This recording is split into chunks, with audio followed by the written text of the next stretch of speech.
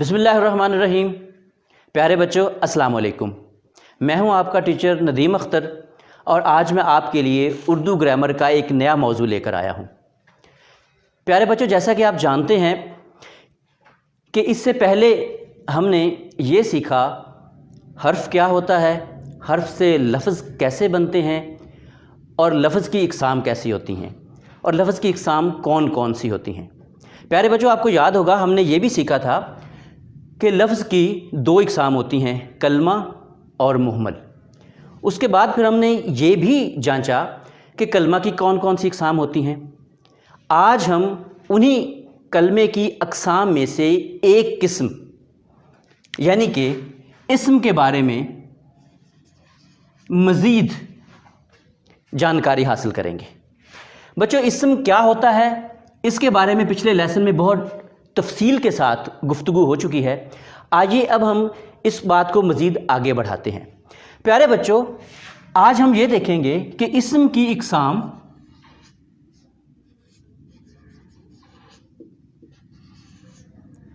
معنی کے لحاظ سے کون کون سی ہوتی ہیں۔ اسم کی اقسام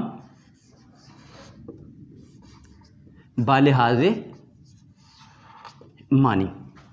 دیکھو بچوں، اس بات کو تو آپ بخوبی جانتے ہیں کہ اسم کسی بھی چیز کے نام کو اسم کہا جاتا ہے۔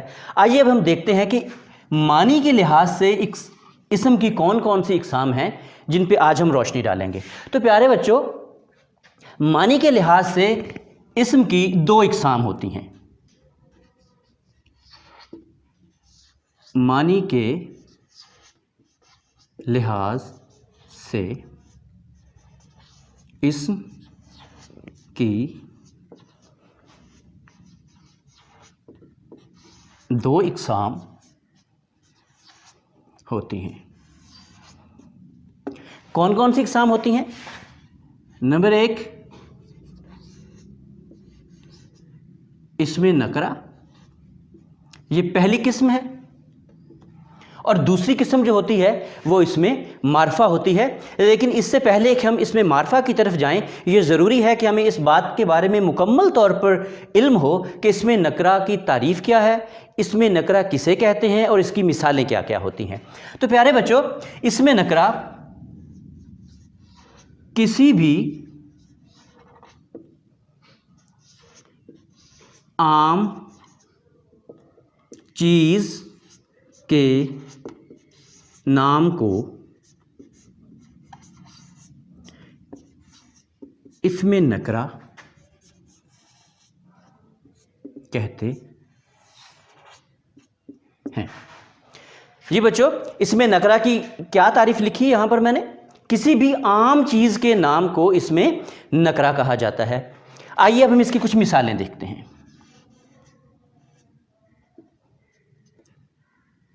مثلا دیکھو بیٹا، اسم نکرہ وہ ہوتا ہے جو بالکل عام چیز ہوتی ہے۔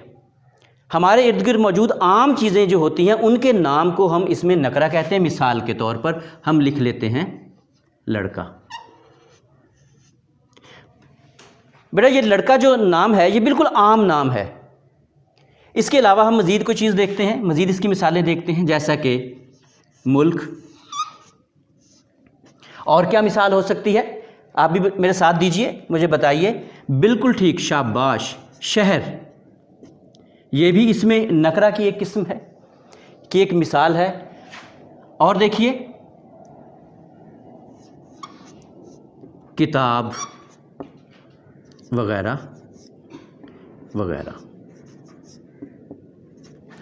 پیارے بچوں، ہم نے دیکھا اسم نکرہ کی تعریف کیا ہوتی ہے اور اسم نکرہ کی مثالیں کون سی ہوتی ہیں۔ ایک دفعہ پھر میں آپ کے لیے دہرا رہا ہوں، کسی بھی عام چیز کے نام کو اسم نکرہ کہا جاتا ہے۔ مثال کے طور پر لڑکا، ملک، شہر، کتاب، یہ اسم نکرہ کی مثالیں ہیں۔ آئیے اب بات کو تھوڑا سا اور آگے بڑھاتے ہیں اور یہ دیکھتے ہیں کہ معنی کے لحاظ سے اسم کی جو دوسری قسم ہے وہ کون سی ہے۔ تو پیارے بچوں، معنی کے لحاظ سے اسم کی جو دوسری قسم ہے اسے ہم کہتے ہیں اسم معرفہ۔ یقیناً آپ نے کچھ اندازہ لگا لیا ہوگا اس میں نکرہ کی تعریف پڑھنے کے بعد کہ اس میں معرفہ کیا ہوتا ہے؟ بیٹا کسی بھی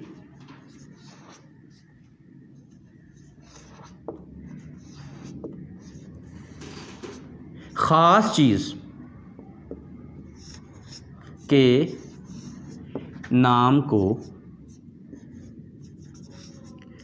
इसमें मारफा कहते हैं। जी बच्चों, इसमें मारफा किसे कहते हैं? किसी भी ख़ास चीज़ के नाम को इसमें मारफा कहते हैं। यहाँ पर आप मेरा साथ दीजिएगा, मुकम्मल तवज्जो के साथ बैठिएगा। यहाँ पर हमने ये कंसेप्ट क्लियर करना है कि इसमें नकरा किसको कहते हैं और इसमें मारफा किसको कहते हैं। तारीफ़ें आपके सामने हैं, इसमें नकरा की तारीफ़ और मिसालें आप जान चुके हैं। तो प्यारे बच्चों, इसमें मारफा की तरफ हम बढ़ चुके हैं। हमने ये देखा कि इसमें मारफा किसी भी ख़ास चीज़ के नाम को इसमें मारफा कहते हैं। आइए अब इसकी मिसालें देखते हैं। प्यारे बच्चों, जब मैं आपको इसकी मिसालें दूंगा तो इंशाअल्लाह बिल्कुल आपके जहन में इसमें मारफा का कंसेप्ट क्लियर हो जाएगा। देखिए बेटा, लड़का इसमें नकरा है। देखिए, जब लफ्ज़ लड़का मैंने बोला, मैंने लिखा, आपने सुना, तो आपके जहन में कोई ख़ास शक्ल नहीं आई, एक जनरल व्यू आ गया। बहुत सारे लड़के हो सकते हैं, बेशुमार लड़के हैं, आपकी क्लास में हैं, आपके मोहल्ले में हैं, आपके गांव में पाए जाते हैं, जहां आप खेलने जाते हैं वहां कितने सारे लड़के होते हैं। तो कोई ख़ास शक्ल आपके जहन में नहीं आई। लेकिन जब मैंने लिख दिया अली, अब देखें, अली आपकी क्लास का हो सकता है कोई एक लड़का हो सकता है दो लड़के हो सकता है तीन लड़के हों। देखें, जब अली लिखा तो आपके जहन में अली नाम का एक कोई ना कोई लड़का आपके जहन में आ गया। तो जब किसी भी चीज़ का एक ख़ास तसव्वुर आपके जहन में आ जाए तो वो इसमें मारफा होता है। जी बेटा, आपने देखा, लड़का एक जनरल बात है, इससे कोई ख़ास शक्ल जहन में नहीं आई, तो ये इसमें नकरा होगा। और इसमें मारफा क्या होगा? जब मैंने ये नाम लिखा अली, तो आपके जहन में ख़ास लड़के का नाम आ गया, उसकी शक्ल आ गई, तो ये इसमें मारफा हो गया। अब इससे आगे बढ़ते हैं। देखो बच्चों, मैंने लिखा है मुल्क। अब देखो, दुनिया में कितने मुल्क हैं, बेशुमार मुल्क हैं। इस वक्त आपके जहन में किसी मुल्क का कोई कंसेप्ट, कोई तसव्वुर, कोई शक्ल नहीं उभरी। लेकिन अगर मैं यहां पर लिख दूं पाकिस्तान,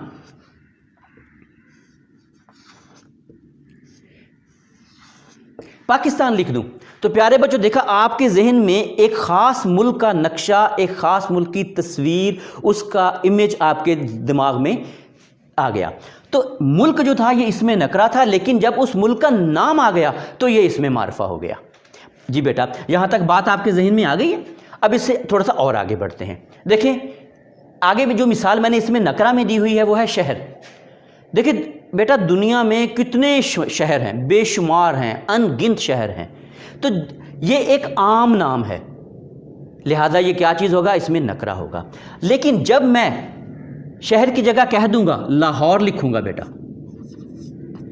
लाहौर, तो आपके जहन में एक ख़ास इमेज, एक ख़ास तसव्वुर पैदा हो गया। लिहाजा ये क्या बन गया? हमारा इसमें मारफा बन गया। वेरी गुड बेटा, शाबाश। अब इस बात को थोड़ा सा और आगे बढ़ाते हैं।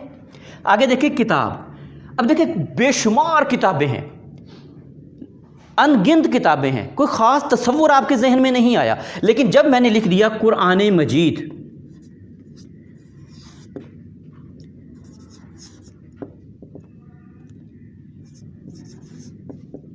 तो आपके जहन में एक ख़ास किताब का तसव्वुर आ गया। तो लिहाजा जब भी किसी भी नाम को लेते वक्त आपके जहन में एक ख़ास तसव्वुर पैदा हो जाए, उसकी ख़ास शक्ल आ जाए, तो वो इसमें मारफा होता है। और अगर किसी चीज़ का नाम लेने से आपके जहन में कोई ख़ास तसव्वुर पैदा ना हो तो वो इसमें नकरा होता है। तो प्यारे बच्चों, आज के इस सबक में हमने इस्म की इक़साम बालिहाज़े मानी ये देखी। एक दफ़ा फिर मेरे साथ दोहराइए। नंबर 1 इसमें नकरा और नंबर 2 इसमें मारफा। प्यारे बच्चों, अपनी नोटबुक में ये तमाम चीज़ें साथ साथ नोट करते जाइए। और इस वीडियो के ख़त्म होने के बाद आप लोगों ने क्या करना है? अपने इर्द गिर्द मौजूद मुख्तलिफ़ चीज़ों के नाम लिखने हैं। और उनको नाम लिखने के बाद प्यारे बच्चों, आपने इस तरह 2 कॉलम बना लेने हैं। एक पे लिखना है इसमें नकरा और एक पे लिखना है इसमें मारफा। आपने इसमें नकरा लिखने हैं जहां اس کالم میں اور اس کالم میں آپ لوگوں نے اس میں معرفہ لکھنے ہیں۔ پیارے بچوں، اس طرح لکھنے کے بعد جب کم از کم 15 سے 20 الفاظ کی ایک فہرست آپ کو تیار ہو جائے گی تو آپ لوگوں نے اس فہرست کو اپنی امی، ابو، بہن، بھائی یا کسی کو بھی چیک کروانا ہے، اور پھر آپ نے یہ دیکھنا ہے کہ کیا آپ کے ذہن میں آج کے سبق کا جو مکمل تصور تھا یہ واضح ہو گیا ہے یا نہیں ہوا۔ تو پیارے بچوں، اس سبق کو آپ نے دوبارہ بعد میں بھی دہرانا ہے۔ لکھ تو آپ نے یقیناً لیا ہوگا، اپنے ابو، امی، بہن، بھائی کے ساتھ بھی آپ نے اس کو دہرانا ہے، اور میں امید کرتا ہوں کہ انشاءاللہ آج کا یہ سبق آپ کے لیے بہت معنی خیز ہوگا۔ انشاءاللہ بہت جلد ایک نئے ٹاپک کے ساتھ آپ کی خدمت میں حاضر ہوں گا۔ اس وقت تک کے لیے اجازت، اللہ حافظ۔